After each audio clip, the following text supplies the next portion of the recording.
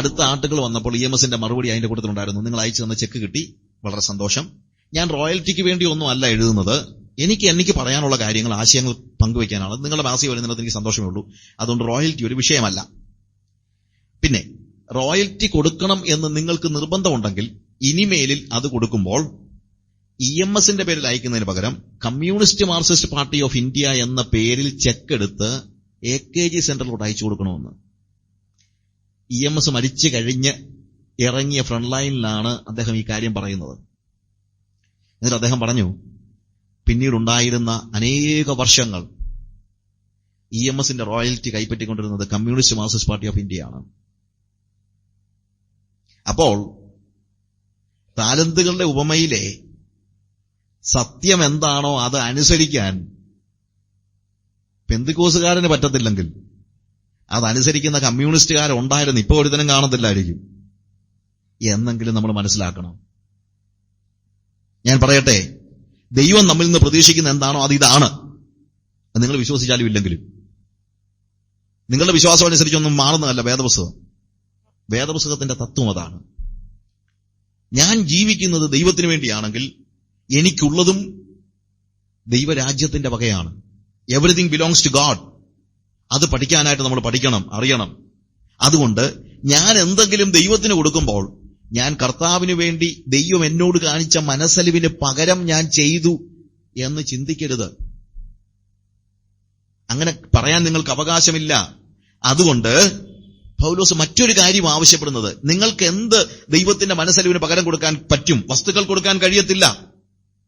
അവിടെ പറയുന്നത് I beseech, ഞാൻ പ്രബോധിപ്പിക്കുന്നത്. സഹോദരങ്ങളെ, ഒന്നുകൂടെ കൃത്യമായിട്ട് പറഞ്ഞു കഴിഞ്ഞാൽ അവിടെ ഉപയോഗിച്ചിരിക്കുന്ന വാക്ക് പാരാക്ലിയോ എന്ന് പറയുന്ന ഒരു വാക്ക് വാസ്തവത്തിൽ വഴി കാണിച്ചു കൊടുക്കുക എന്നുള്ള അർത്ഥം വരുന്ന ഒരു അർത്ഥം ആണ്. മുന്നോട്ടുള്ള വഴി, ഇനി നിങ്ങൾ എന്ത് ചെയ്യണമെന്നുള്ളത് കാണിച്ചു കൊടുക്കുകയാണ്. ദൈവം നിങ്ങളോട് കരുണകൾ കാണിച്ചിരിക്കുന്നുവല്ലോ, കാരുണ്യം കാണിച്ചിരിക്കുന്നുവല്ലോ. ഓർക്കുക, മനസ്സലിവ് കാണിച്ചിരിക്കുകയാണ്. എന്തൊക്കെയാണ് ഈ മനസ്സലിവുകൾ? ഒന്നാമത്, ദൈവവുമായി സമാധാനമില്ലാതെ നിരപ്പില്ലാതെ നരകത്തിന്റെ ആടുകളായി കഴിഞ്ഞിരുന്നവരായ നമ്മെ അവൻ എന്താണ്, ആ നരകക്കുഴിയിൽ നിന്ന് വലിച്ചു കയറ്റാൻ അവൻ കരുണ കാണിച്ചിരിക്കുകയാണ്. അതാണ് ദൈവം കാണിച്ച ഏറ്റവും വലിയ കരുണ. അല്ലാതെ ദൈവം കാണിച്ച ഏറ്റവും വലിയ കരുണ എന്ന് പറയുന്നത് നമുക്ക് വീട് തന്നതോ കാറ് തന്നതോ ഒന്നും അല്ല. ദ ബിഗസ്റ്റ് തിങ്, ഏറ്റവും വലിയ കാര്യം എന്താണ്? അവൻ നമ്മെ നമ്മുടെ പാപങ്ങളിൽ നിന്ന് വീണ്ടെടുത്ത് നമ്മെ നിത്യതയിൽ അവനോടുകൂടെ താമസിക്കുവാൻ അവകാശികളാക്കി തീർത്തു എന്നുള്ളതാണ്. നമുക്കതിന് യോഗ്യതയൊന്നുമില്ലായിരുന്നു. നമുക്കിപ്പോഴും ഇല്ല യോഗ്യത. അങ്ങനെ യോഗ്യതയില്ലാതിരുന്ന സമയത്ത് ഒരു പരിധിവരെ അവൻ നമ്മളെ കൈപിടിച്ച് എഴുന്നേൽപ്പിച്ചില്ലായിരുന്നെങ്കിൽ നമ്മൾ എവിടെ ആയിരുന്നേനെ? ഒന്ന് ആലോചിച്ച് നോക്കിയേ. അവൻ നമ്മളെ കൈപിടിച്ച് എഴുന്നേൽപ്പിച്ചില്ലായിരുന്നെങ്കിൽ നമ്മൾ നിത്യ നരകത്തിലേക്ക് താഴ്ന്നു പോകേണ്ട ആളുകളല്ലേ? ലൂക്കോസിന്റെ സുവിശേഷം 5-ാം അധ്യായത്തിൽ പത്രോസിന് വലിയൊരു മീൻകൂട്ടം കിട്ടിക്കഴിയുമ്പോൾ അവൻ ദൈവത്തിന്റെ കർത്താവിന്റെ സന്നിധിയിൽ വന്ന് അവന്റെ മുഖത്തേക്ക് നോക്കിയിട്ട് പറയാണ്, കർത്താവേ, എന്നെ വിട്ടുപോകണമേ, ഞാൻ പാപിയായ ഒരു മനുഷ്യനാണ്. Depart from me your lord, for I am a sinner. അവന്റെ പാപത്തിന്റെ ആ വലിയ വേദനയിൽ അവൻ അലറിക്കരയുമ്പോൾ അവൻ ദൈവത്തോട്, കർത്താവിനോട് പറയുന്നൊരു കാര്യമുണ്ട്. എന്തുകൊണ്ടാണ് നീ വിട്ടുപോകേണ്ടത്? മറ്റൊന്നും കൊണ്ടല്ല, ഞാൻ പാപിയാണ്, എന്റെ പാപത്തെ ശിക്ഷിക്കാൻ യോഗ്യതയുള്ളവനാണ് നീ എന്നെനിക്കറിയാം.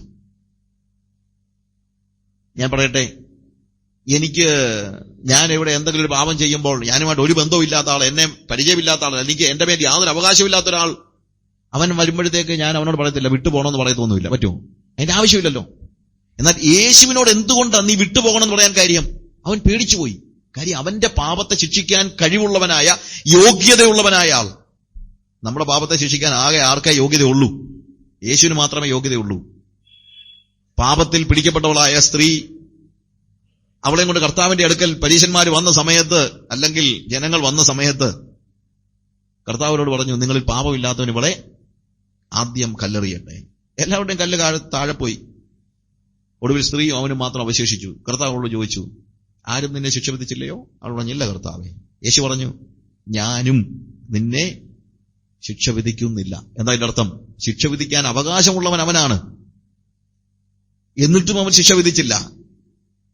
അതുകൊണ്ടാണ് ഞാൻ പറഞ്ഞത്, മനുഷ്യവർഗത്തിൽ ജനിച്ച ഏത് വ്യക്തിയും നിത്യ നരകത്തിന് അവകാശികളായി, നരകത്തിന്റെ ആടുകളായി ഗണിക്കപ്പെട്ടിരുന്ന, എണ്ണപ്പെട്ടിരുന്ന, അല്ലെങ്കിൽ അതിലേക്ക് ത്വരിതഗമനം ചെയ്തുകൊണ്ടിരുന്നതായ ഒരു സാഹചര്യത്തിൽ യേശു കർത്താവ് വന്നിട്ട് നമ്മെ കൈപിടിച്ചെഴുന്നേൽപ്പിക്കുകയാണ്. പത്രോസ് പറഞ്ഞു, നീ എന്നെ വിട്ടുപോകണമേ. യേശു പറഞ്ഞു, ഭയപ്പെടണ്ട. എന്തുകൊണ്ട് ഭയപ്പെടണ്ട? ഞാൻ നിന്നെ ശിക്ഷിക്കാനല്ല വന്നത്. അതാ ഭയപ്പെടണ്ടെന്ന് പറയാൻ കാര്യം. ഭയപ്പെടണ്ടെന്ന് അവനെ പറയാൻ പറ്റുള്ളൂ, അയൽവക്കക്കാരന് പറയാൻ പറ്റത്തില്ല. ഞാൻ കൊലക്കുറ്റം അല്ലെങ്കിൽ വധശിക്ഷയ്ക്ക് വിധിക്കപ്പെടേണ്ട ഒരു കൊലക്കുറ്റം ചെയ്തിട്ട് കോടതിയിൽ എന്റെ വിധി പ്രഖ്യാപനം ഇന്നാണെങ്കിൽ വഴിവെക്കി നിൽക്കുന്ന ഒരുത്തൻ മോനെ പേടിക്കണ്ടെന്ന് പറഞ്ഞാൽ എന്റെ പേടി മാറൂ? അങ്ങോട്ട് പോകുന്ന കൂട്ടത്തിൽ നിങ്ങൾ പറയാം, പേടിക്കണ്ടെന്ന് നിങ്ങൾ പറഞ്ഞാൽ എന്റെ പേടി മാറൂ? ഇല്ല. പേടിക്കണ്ട എന്ന് പറയാൻ കഴിവുള്ളവൻ ഒരാളെ ഉള്ളൂ. ആരാണ്? എനിക്ക് ശിക്ഷ വിധിക്കേണ്ടവനായ ന്യായാധിപൻ പറയണം, ഡോണ്ട് ബി അഫ്രൈഡ് എന്നതുപോലെ യേശു കർത്താവ് പത്രോസിനോട് പറയാണ്, ഭയപ്പെടണ്ട. കാരണം ഇപ്പോൾ ഞാൻ വന്നത് നിന്നെ ശിക്ഷ വിധിക്കാനല്ല. ഞാൻ വന്നത് എന്തിനു വേണ്ടിയാണെന്ന് അറിയാമോ? നിന്നെ എന്റെ പാർട്ട്ണറാക്കാൻ വേണ്ടിയാ. അവൻ പറയാണ്, കമോൺ, ഞാൻ നിന്നെ മനുഷ്യനെ പിടിക്കുന്നവനാക്കും. എന്താ എന്റെ അർത്ഥം? യേശു എന്തിനു വേണ്ടി ഭൂമിയിൽ വന്നോ ആ ജോലി ചെയ്യാൻ പരമേൽപ്പിക്കുകയാണ്. പാപിയായി ഇപ്പം നരകത്തിലേക്ക് തള്ളിക്കളയും എന്ന് ചിന്തിച്ചിരുന്നതായ സാഹചര്യത്തിൽ നിന്ന് ആണ് ഇവന് വിമോചനം കിട്ടുന്നത്. നമ്മൾ ആലോചിച്ച് നോക്കണം പ്രിയമുള്ളവരെ. ഇങ്ങനെ ഒരു വലിയ കാര്യമാണ് കർത്താവ് ചെയ്തത്. അതാണ് ദൈവത്തിന്റെ ഏറ്റവും വലിയ മനസ്സലിവ്. അത്രയും വലിയ മനസ്സലിവ് ദൈവം വേറെ ഒന്നും കാണിച്ചിട്ടില്ല. കർത്താവ് എനിക്ക് തന്ന കാറൊന്നും മനസ്സലിവൊന്നുമല്ല, അല്ലെങ്കിൽ അതിന് വലിയ അലിവൊന്നും ആവശ്യമില്ല. കാര്യം ആകാശങ്ങളെയും ഭൂമിയെയും സൃഷ്ടിച്ചവനായ ഒരു വാക്കുകൊണ്ട് വിളിച്ചു വരുത്തിയവൻ എനിക്കൊരു കാറ് തന്നിട്ട് അതാ ദൈവത്തിനാണ് വലിയ കാര്യമാണോ? ഞാൻ സാധാരണ പറയാറുണ്ട്, ദൈവം എനിക്ക് തന്ന ഏറ്റവും വലിയ ഗിഫ്റ്റ് എന്ന് പറയുന്നത് എന്റെ ജീവിതത്തിലെ യാതൊരു ഭൗതിക വസ്തുക്കളുമല്ല. അത് വെച്ചുകൊണ്ടാണ് നമ്മൾ പലപ്പോഴും പറയുന്നത് അവന്റെ മനസ്സലിവെന്ന് പറയുന്നത്, അല്ലേ? എന്റെ മകള് അവള് ഇപ്പം സ്കൂളില് അസംബ്ലിയിൽ കയറി നിന്നിട്ട് എല്ലാവരും ഓരോ പ്രസംഗം പ്രസംഗിക്കാനായിട്ടുള്ള ഒരു ഇത് കിട്ടിയിരിക്കുകയാണ്, സബ്ജക്ട് കൊടുത്തിരിക്കുകയാണ്, മൈ ഡാഡ്, എന്റെ അപ്പൻ. അവൻ കൊച്ചു പറയാണ്, എന്റെ അപ്പനെ പോലൊരു അപ്പൻ ലോകത്തിലുണ്ടായിട്ടില്ല, അതുപോലെ എന്നെ സ്നേഹിക്കുന്നതുകൊണ്ട് എന്തെല്ലാം സമ്മാനങ്ങളാ തരുന്നെന്നറിയാമോ? എനിക്ക് വിവരിക്കാൻ വയ്യാത്തതുപോലെയുള്ള സമ്മാനങ്ങൾ ഓരോ ദിവസവും എന്റെ അപ്പൻ തരുന്നുണ്ട്. ഈ കഴിഞ്ഞ ദിവസം ഞാൻ ഇങ്ങോട്ട് വരുന്ന സമയത്തും വിലമതിക്കാനാവാത്ത വലിയൊരു സമ്മാനം എനിക്ക് തന്നു. നിങ്ങളൊന്ന് പറഞ്ഞു നോക്ക്, നിങ്ങളൊന്ന് ആലോചിച്ച് നോക്ക്, ഇതുപോലൊരു അപ്പനെ ആർക്ക് കിട്ടും? എത്ര വലിയ സമ്മാനമാണെന്ന് അറിയാമോ എന്ന് പറയുമ്പോഴത്തേക്ക് കൂട്ടുകാരെല്ലാം കൂടെ ചോദിച്ചു, എന്നാ മോളെ ഒന്ന് കാണിച്ചേടി, എന്താ പാടി ഈ ഇത്ര വലിയ സമ്മാനം തന്നു, നിന്റെ അപ്പൻ ഇത്ര വലിയ ആനക്കാര്യം നിനക്ക് എന്തോ ചെയ്തു തന്നെന്ന് പറയുമ്പോൾ അവൾ 50 പൈസയുടെ ഒരു മുട്ടായി കാണിച്ചു കൊടുത്ത ആർക്കാ നാണം കേട്? അതുപോലെ നമ്മൾ പറയുന്നത്, കർത്താവ് എനിക്ക് കഴിഞ്ഞ നാളുകളിൽ എനിക്ക് വീട് തന്നു, ഞാൻ ഒരു വീടില്ലാതെ കരഞ്ഞുകൊണ്ടിരുന്നു, കർത്താവ് എനിക്കൊരു വീട് തന്നു, ഞാൻ ഒരു വണ്ടിയില്ലാതെ വാഹനമില്ലാതെ വിഷമിച്ചിരുന്നു, 2008 3-ാം മാസത്തിൽ കർത്താവ് അത് നിർവഹിച്ചു തരുമെന്ന് വാഗ്ദത്തമുണ്ടായി, ഞാൻ കാത്തിരുന്നു. 3-ാം മാസം 21-ാം തീയതി ഇതാ എന്റെ വീടിന്റെ മുറ്റത്തൊരു വാഹനം. ഇതൊക്കെയാണോ ദൈവം ചെയ്ത വലിയ ഉപകാരം? അത് ദൈവം ചെയ്തതല്ലെന്നൊന്നും ഞാൻ പറയുന്നൊന്നുമില്ല. പക്ഷെ ഒരു കാര്യം, 50 പൈസയുടെ മുട്ടായി ഞാൻ കൊച്ചിന് കൊടുക്കുന്ന പോലെ ഉള്ളൂ ദൈവത്തിനിത്. 50 പൈസ താഴെ വീണ് കഴിഞ്ഞാൽ കുനിയണോ വേണ്ട എന്ന് 2 വട്ടം ഞാൻ ആലോചിക്കും. വെറുതെ നടു കളയണോ, അത് പോന്നേ പോക്കോട്ട്. അത്രയ്ക്ക് വിലയെ എനിക്ക് 50 പൈസയ്ക്കുള്ളൂ. അങ്ങനെയാണെങ്കിൽ അത്രയും വില പോലും ദൈവത്തിന് എന്തില്ല? ഒരു കാറിന് ഇല്ല. നമുക്ക് തന്ന ഈ വലിയ വലിയ കാര്യങ്ങൾ, പൊക്കി പറയുന്ന കാര്യങ്ങളുണ്ടല്ലോ, ഇതിനൊന്നിനും ദൈവം ഒരു വിലയും കൊടുത്തിട്ടില്ല. ഒരു വാക്കുകൊണ്ട് സകല ചരാചരങ്ങളെയും വിളിച്ചു വരുത്തിയവനായ ദൈവത്തിന് നിങ്ങൾക്ക് തന്ന വീടോ കാറോ രൂപയോ കോടികളോ വലിയ ആനക്കാര്യമാണെന്ന് നിങ്ങൾ ചിന്തിക്കുന്നുണ്ടോ? ഒന്നുമല്ല. പക്ഷെ വിലയുള്ള ഒരു കാര്യം അവൻ കൊടുത്തു, ഒറ്റ കാര്യം. അതെന്താണെന്നറിയാമോ? അവന്റെ സ്വന്തം പുത്രന്റെ ജീവൻ. ഞാൻ നരകത്തിലേക്ക് താഴേക്ക് വീഴുന്നത് കണ്ടിട്ട് നിൽക്കാൻ വയ്യാതെ ദൈവം അവന്റെ സ്വന്തം പുത്രനെ യാഗമായി അർപ്പിച്ചപ്പോൾ അതാണ് അവൻ കൊടുത്ത ഏറ്റവും വലിയ വില. അതാണ് അവൻ എന്നെ സ്നേഹിക്കുന്നുള്ളതിന്റെ തെളിവ്. അതാണ് അവൻ കാണിച്ച മനസ്സലിവ്. അല്ലാതെ അവൻ കാണിച്ച മനസ്സലിവ് എനിക്ക് കാറ് തന്നതല്ല. അവൻ കാണിച്ച മനസ്സലിവ് എനിക്ക് പകരമായി മരിച്ച യേശു കർത്താവിന്റെ മുഖം കാണുമ്പോൾ, അതാണ് എന്നെ മനസ്സലിവെന്ന് പറയുമ്പോൾ ഓർപ്പിക്കുന്നത്. എന്നെ പാപത്തിൽ നിന്ന് വീണ്ടെടുക്കുവാൻ, നരകത്തിൽ നിന്ന് വീണ്ടെടുക്കുവാൻ, കുഴഞ്ഞ ചേറ്റിൽ നിന്ന് വലിച്ചു കയറ്റാനായിട്ട് ഈ താണലോകത്തിലേക്ക് ഇറങ്ങി വന്ന് മരണം വഹിച്ചവനായ യേശുവിന്റെ മുഖം കാണുമ്പോൾ അതിനപ്പുറത്ത് മറ്റൊരു മനസ്സലിവ് എനിക്ക് കാണേണ്ട കാര്യമില്ല. ഹല്ലേലൂയ. അങ്ങനെ അവൻ ചെയ്തെന്നെ വീണ്ടെടുത്തത് കൊണ്ട് ബാക്കി എല്ലാ കാര്യങ്ങളും ഞാൻ ചെയ്യുന്നു. 50 പൈസയുടെ മുട്ടായി ഞാൻ എന്റെ കൊച്ചിന് കൊടുത്തത് ഞാൻ തന്നെയാ കൊടുത്തത്, അല്ല വേറെ ആരും കൊടുത്തൊന്നുമല്ല. എനിക്ക് കാറ് തന്നത് ദൈവം തന്നെയാ, സാത്താൻ തന്നൊന്നുമല്ല. എനിക്ക് വീട് തന്നത് ദൈവം തന്നെയാ, സാത്താൻ തന്നൊന്നുമല്ല. പക്ഷേ അവന്റെ മനസ്സലിവ് അവൻ പ്രദർശിപ്പിച്ചത് കാറ് തന്നുകൊണ്ടല്ല, ജീവൻ തന്നുകൊണ്ടാണ്. ഹല്ലേലൂയ.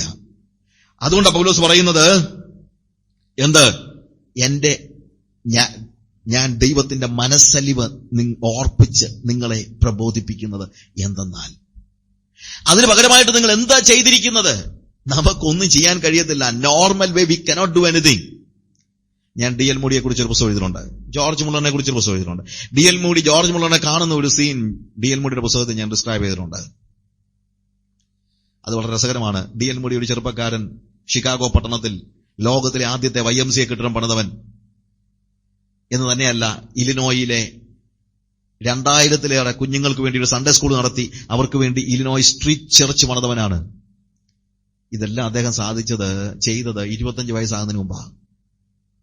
അതിനുശേഷം ഒരിക്കൽ ബ്രിസ്റ്റളിൽ വെച്ച് ജോർജ് മുള്ളറും ഡി.എൽ. മൂഡിയും തമ്മിൽ കാണുമ്പോൾ ജോർജ് മുള്ളറിന്റെ അടുത്ത് ഡി.എൽ. മൂഡി അവൻ ചെയ്ത കാര്യങ്ങളൊക്കെ എങ്ങനെ വിവരിക്കാൻ തുടങ്ങി. മിസ്റ്റർ മൂഡി, നിങ്ങൾക്കറിയാമല്ലോ YMCAയുടെ ആദ്യത്തെ ബിൽഡിംഗ്, ലോകത്തിലെ ആദ്യത്തെ ബിൽഡിംഗ്, അത് ഞാൻ പണിയാൻ കർത്താവ് എന്നെ ഉപയോഗിച്ചു. അല്ല, അങ്ങനെയാണ് പറയുന്നത്, അല്ലാതെ ഞാൻ പണിതൊന്നല്ല പറയുന്നത്. കർത്താവ് എന്നെ ഉപയോഗിച്ചു. പ്രയാസമായിരുന്നു, പണമൊക്കെ കണ്ടെത്താൻ എന്തുമാത്രം പ്രയാസമായിരുന്നു. പക്ഷെ ഞാൻ അതിനുവേണ്ടിയൊക്കെ പണം കണ്ടെത്താൻ ദൈവം എന്നെ സഹായിച്ചു. ഞാൻ രാവിലെ ഒരാളുമായിട്ട് ബ്രേക്ക്ഫാസ്റ്റ് അറേഞ്ച് ചെയ്യും, അയാളോട് ഞാൻ പറയും ഇന്നതാണ് ആവശ്യങ്ങൾ, അവരെനിക്ക് പണം തരും. ഉച്ചയ്ക്ക് ലഞ്ച് വേറൊരാളുമായിട്ട്, വൈകിട്ട് ഡിന്നർ വേറൊരാളുമായിട്ട്, അങ്ങനെ പല ആളുകളെ കണ്ട് പണം സമ്പാദിക്കാൻ, പണം ഇതിനുവേണ്ടി കണ്ടെത്താനായിട്ട് എല്ലാവരും തന്നു കേട്ടോ, എല്ലാവരും തന്നു. കാര്യം എല്ലാവർക്കും കർത്താവിനോട് സ്നേഹമുണ്ട്. അങ്ങനെ വളരെ കഷ്ടപ്പെട്ട് ഞാൻ ഈ കാര്യങ്ങളെല്ലാം പണിതു. അങ്ങനെ ഇല്ലിനോയ് സ്ട്രീറ്റ് ചർച്ച്, ഫാർവെൽ ഹാൾ, അങ്ങനെ പലത് പണിയാൻ കർത്താവ് എന്നെ സഹായിച്ചു. കർത്താവ് സഹായിച്ചെന്നാ പറയുന്നത്. പക്ഷെ പറയുന്നത് ആരുടെ കാര്യമാണ്? ചെയ്ത കാര്യമാണ്. നമ്മൾ ഉപയോഗിക്കുന്ന ഈ മേമ്പൊടി വാക്കുകളൊന്നും ദൈവം കണക്കെടുത്തൊന്നുമില്ല. ജോർജ് മുള്ളർ ഒന്നും പറയാൻ പോയില്ല. അവരിങ്ങനെ നടന്ന് ചെന്ന് ഏറ്റവും ഒടുവിൽ ബ്രിസ്റ്റളിലെ ഒരു കുന്നിൻ ചെരുവിൽ 2000 കുഞ്ഞുങ്ങൾ താമസിക്കുന്ന അനാഥശാല ഡി.എൽ. മൂഡിയെ കാണിച്ചു കൊടുത്തു. 2000 കുഞ്ഞുങ്ങൾക്ക് സൺഡേ സ്കൂൾ നടത്തുന്നതിന് വേണ്ടി പണിത കെട്ടിടത്തിന്റെ കാര്യമായി ഇദ്ദേഹം പറഞ്ഞു. പക്ഷെ 2000 കുഞ്ഞുങ്ങൾ താമസിച്ച് എന്താണ് ജോർജ് മുള്ളർ അന്ന് 2000 അനാഥ കുഞ്ഞുങ്ങളെ വളർത്തുന്നുണ്ട്. അവർക്ക് താമസിക്കാനുള്ള ഭവനം ഒന്ന് ആലോചിച്ച് നോക്കിയേ. 2000 പേർക്ക് ഇരിക്കാവുന്ന ഹോള് പണിയുന്ന പോലെയാണോ 2000 പേർക്ക് താമസിക്കാനുള്ള വീട് പണിയുന്നത്? ആൻഡ് ഓൾസോ ജോർജ് മുള്ളർ അത് മാത്രമൊന്നുമല്ല ചെയ്തുകൊണ്ടിരുന്നത്. ജോർജ് മുള്ളർ ലോകത്തിൽ ആകമാനമുള്ള 1000-ലേറെ സുവിശേഷകർക്ക് എല്ലാ മാസവും പണം അയച്ചു കൊടുത്തുകൊണ്ടിരുന്നു. 8 രാജ്യങ്ങളിലായിട്ട് 56 ഫ്രീ സ്കൂളുകൾ അദ്ദേഹം നടത്തിയിരുന്നു. ആലോചിച്ച് നോക്കണം എന്തുമാത്രം പണം ജോർജ് മുള്ളർ ഓരോ ദിവസവും സ്പെൻഡ് ചെയ്തുകൊണ്ടിരുന്നെന്ന്. ഇതെല്ലാം കണ്ടപ്പോഴത്തേക്ക് ഡി.എൽ. മൂഡി വളരെ വിഷമിച്ചു പോയി. മൂഡി പറഞ്ഞു, അയ്യോ മിസ്റ്റർ മുള്ളർ, ഞാൻ ചെയ്തതൊന്നും ഒന്നുമല്ല കേട്ടോ. അയ്യോ, നിങ്ങൾ എങ്ങനെ ഇതിന് ഇത്രയും പണം കണ്ടെത്തിയത്? അല്ല, ഞാൻ ഈ 2000 പിള്ളേരുടെ സൺഡേ സ്കൂൾ നടത്തുന്ന കാര്യത്തിന് തന്നെ പണം കണ്ടെത്താൻ എന്തുമാത്രം വിഷമിച്ചു. ഇത് നിങ്ങൾ ഇത്രയും പണം എങ്ങനെ കണ്ടെത്തി? ജോർജ് മുള്ളർ പറഞ്ഞു, ഐ പ്രേ മാൻ, ഞാൻ പ്രാർത്ഥിക്കുന്നു. അല്ല, ഞാനും പ്രാർത്ഥിക്കുന്നുണ്ട്, ഞാനും പ്രാർത്ഥിക്കാതിരിക്കുന്നൊന്നുമില്ല, ഞാനും പ്രാർത്ഥിക്കുന്നുണ്ട്. പിന്നെ ആ പ്രാർത്ഥിക്കുന്നതിന്റെ കൂട്ടത്തിൽ വേറെ എന്താ ചെയ്യുന്നേ? അതാ അറിയേണ്ടത്. കാര്യം അടുത്ത പ്രാവശ്യം പൈസ ഉണ്ടാക്കണമെങ്കിൽ അതിനുള്ള ടെക്നിക്ക് എന്താണെന്ന് അറിയാൻ വേണ്ടിയാണ്. ജോർജ് മുള്ളർ പറഞ്ഞു, man I pray and that's all, ഞാൻ പ്രാർത്ഥിക്കുന്നു, അത്രമാത്രം. മൂടി വല്ലാതായിപ്പോയി. എന്നിട്ട് ജോർജ് മുള്ളർ മൂടിയോട് പറഞ്ഞൊരു കാര്യമുണ്ട്, മിസ്റ്റർ മൂടി, നിങ്ങൾ വന്നപ്പോൾ മുതൽ ഇത്രയും നേരം പറഞ്ഞത് നിങ്ങൾ ദൈവത്തിന് വേണ്ടി എന്തൊക്കെ ചെയ്തു എന്നാണ്. എന്നാൽ ഒരു കാര്യം ഞാൻ പറയാം, ദൈവം മൂടിക്ക് വേണ്ടി ചെയ്തതായിട്ട് ആലോചിച്ചാൽ, ദൈവം മൂടിക്ക് വേണ്ടി ചെയ്തതിനെ പറ്റി ആലോചിച്ചാൽ, മൂടി ദൈവത്തിന് വേണ്ടി ചെയ്തതൊന്നുമല്ല. Praise the Lord, hallelujah. ഞാൻ ചെയ്യുന്ന സുവിശേഷ പ്രവർത്തനത്തെ ഇവിടെ നിന്ന് വിളമ്പിയാലുണ്ടല്ലോ, അതിന്റെ അർത്ഥം ദൈവം എനിക്ക് വേണ്ടി എന്ത് ചെയ്തു എന്നുള്ളത് ഞാൻ അറിയാത്തത് കൊണ്ടാണ്. ദൈവം എനിക്ക് വേണ്ടി ചെയ്തതിനെക്കുറിച്ചുള്ള ബോധ്യം എനിക്കുണ്ടാകുമ്പോൾ ഞാൻ ദൈവത്തിന് വേണ്ടി ചെയ്തതിനെക്കുറിച്ച് പറയാൻ ഞാൻ ലജ്ജിക്കുകയായിരിക്കും. കാര്യം ഞാൻ എന്റെ ജീവൻ അർപ്പിച്ചാൽ പോലും അതൊന്നുമല്ല. പിന്നെയല്ലേ ഞാൻ ചെയ്യുന്ന അധ്വാനം, ഞാൻ കൊടുക്കുന്ന പണം, എന്റെ വിയർപ്പൊഴുക്കുന്നത്, ഇറ്റ് ഈസ് നത്തിങ്. പ്രിയമുള്ളവരെ, അതുകൊണ്ടാണ് പോൾ പറയുന്നത്, ഞാൻ ദൈവത്തിന്റെ മനസ്സലിവ്, അല്ലെങ്കിൽ ദൈവം നിങ്ങളോട് കാണിച്ച മനസ്സലിവിനെ ഓർപ്പിച്ചുകൊണ്ട് നിങ്ങളെ പ്രബോധിപ്പിക്കുന്നത്. ഒന്ന് ആലോചിച്ച് നോക്കിയേ, ദൈവം നിങ്ങൾക്ക് വേണ്ടി എന്ത് ചെയ്തു, എത്ര മനസ്സലിവ് കാണിച്ചു. അവൻ മനസ്സലിവ് കാണിച്ചത് എവിടെയാണ്? കാൽവറി ക്രൂശിൽ.